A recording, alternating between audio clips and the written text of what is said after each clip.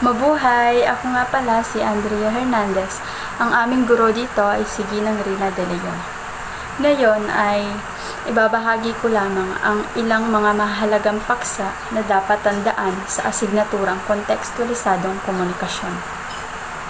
So, ano nga ba ang kontekstualisadong komunikasyon? Kontekstualisado. Ito ay nangangahulugang mahirap maunawaan ang nilalaman o konteksto kung hindi ito nauunawaan o naiintindihan ang kahulugan. Komunikasyon.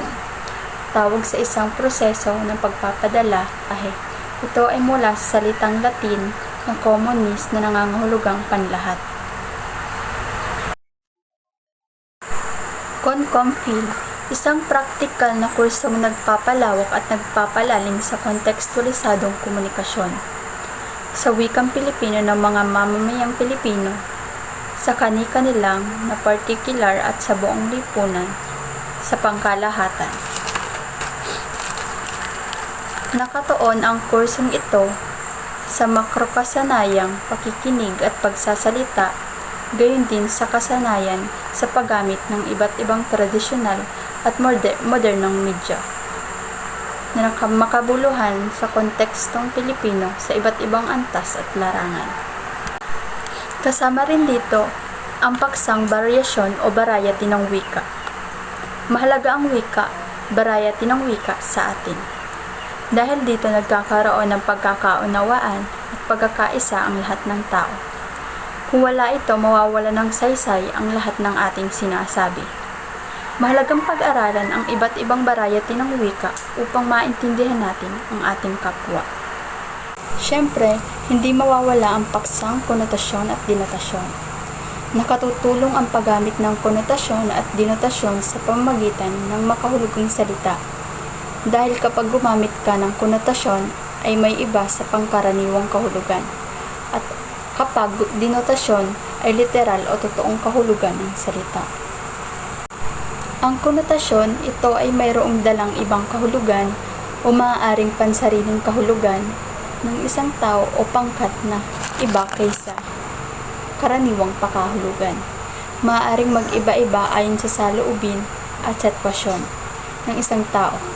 Nagtataglay ng mga pahiwatig, emosyonal o pansaloobin ang mga salita na nagtataglay din ito ng positibo at negatibong konotasyon samantalang ang iba ay nakahulugan. Samantalang ang denotasyon naman ay kahulugan sa diksyonaryo o kaya naman ay may mga salitang ginagamit sa pinakakaraniwan at simpleng pahayag. Ang sentral o pangunahing kahulugan ng salita ay kahulugang konseptual at tumutukoy o nag-uugali ng isang bagay, tao, lugar o pangyayari. Ang tekstualisadong komunikasyon ay mayroong 6 na inaasahang bunga ng pagkatuto sa kaalaman. Una, mailarawan ang mga gawing pangkomunikasyon ng mga Pilipino sa iba't ibang antas at larangan.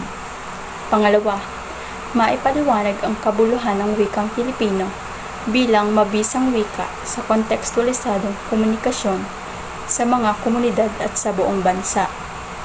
Pangatlo, matukoy ang mga pangunahing suliraning panlipunan ng mga komunidad at sa buong bansa. Pang-apat, matukoy ang mga mapagkakatiwalaang makabuluhan at kapaki-pakinabang na sanggunian sa pananaliksik.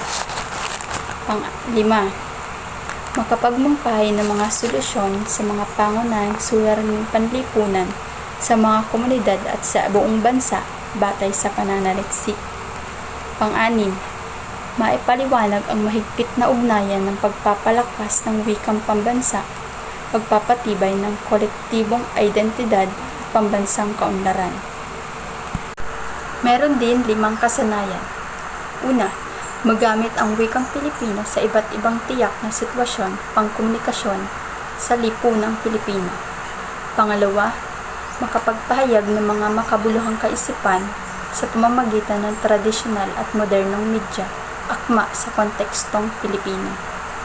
Pangatlo, makagawa ng mga malikhaing, papanghikayat na presentasyon ng impormasyon at analisis na akma sa iba't ibang konteksto. Pang-apat, makagawa ng makabuluhan at mabisang materyales sa komunikasyon na akma sa iba't ibang konteksto. 5.